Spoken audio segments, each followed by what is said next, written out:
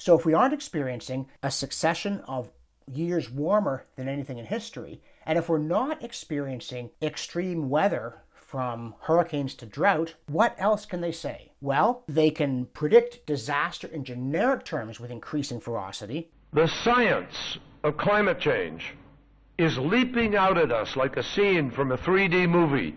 The world is now watching. We ask you to protect it. Are we and all living things we cherish our history? The Prince of Wales has said the moment has arrived to take these long-awaited steps toward rescuing our planet and our fellow man from impending catastrophe. In June 2013, Barack Obama told students at the University of Johannesburg, ultimately, if you think about all the youth that everybody has mentioned here in Africa, if everybody is raising living standards to the point where everybody has got a car and everybody has got air conditioning and everybody's got a big house, the planet will boil over unless we find new ways of producing energy. When Donald Trump reversed several of Barack Obama's climate change measures, Michael Moore wrote on Facebook, historians in the near future, because that may be the only future we have, will mark today, March 28, 2017, as the day the extinction of human life on Earth began. James Lovelock in 2007 said, before this century is over, billions of us will die and the few breeding pairs of people that survive will be in the Arctic. Frankly, I'd rather be in the Antarctic, at least there's land there. But never mind. As for their past failed predictions, they just sweep them under the rug. In 1989, Bill McKibben, who is still an icon of the global warming alarmists, said the choice of doing nothing, of continuing to burn more oil and coal, is not a choice, in other words. It will lead us, if not straight to hell, then straight to a place with a similar temperature and a few more decades of ungoverned fossil fuel use, and we burn up, to put it bluntly. Well, we've had those decades, and we're still not on fire. They don't just limit themselves to predicting this generalized catastrophe, billions dead, lonely humans breeding in the Arctic. They can also produce an ever more lurid series of scenarios where anything cute or desirable is going to die out and anything loathsome is going to proliferate. And they do that. Here is a selection from my copious file of increasingly preposterous claims about what global warming will cause.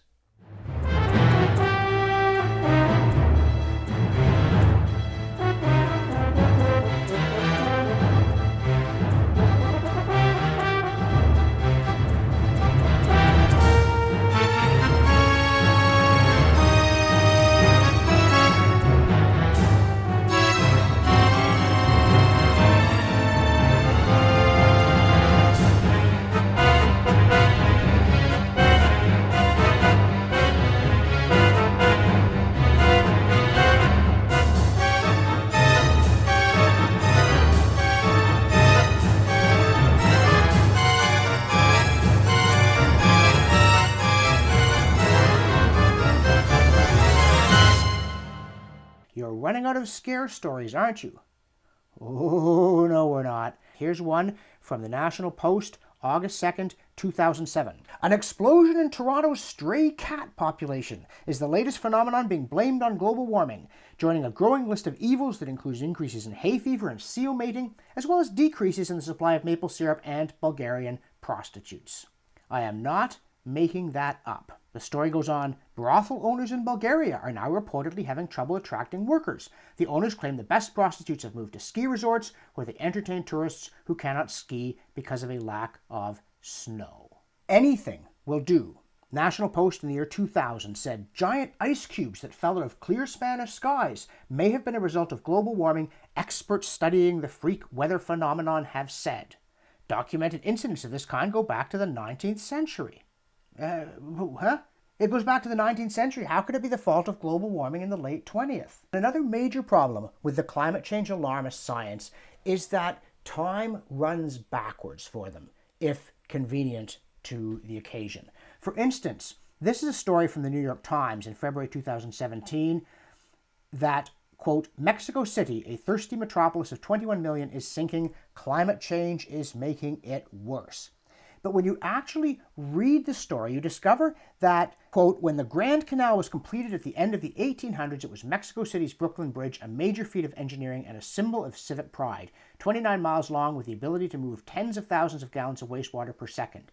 It promised to solve the flooding and sewage problems that had plagued the city for centuries, only it didn't, pretty much from the start. The canal was based on gravity, and Mexico City, a mile and a half above sea level, was sinking, collapsing in on itself. So Mexico City has been sinking for centuries. The problem got worse because of a canal that was completed in the 19th century, and yet the problem is due to late 20th century global warming.